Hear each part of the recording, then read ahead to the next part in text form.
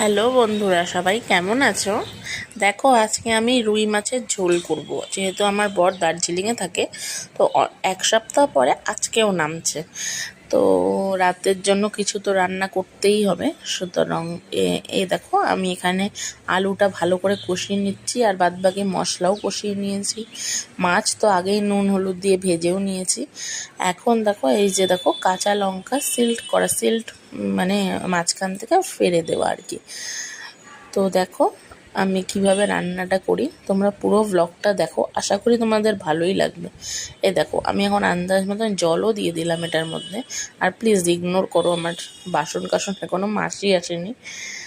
তা আমার ব্লগটা ভালো লেগে থাকলে অবশ্যই তোমরা লাইক সাবস্ক্রাইব করে দিও। আর দেখো, আমি ঘেমে ঘেমে কেমন করে কথা বলছি। আর হ্যাঁ, প্লিজ, আমি যেটা বলতেই ভুলে গেছিলাম, যে প্লিজ তোমরা কিন্তু শেয়ার করতে ভুলো না, হ্যাঁ।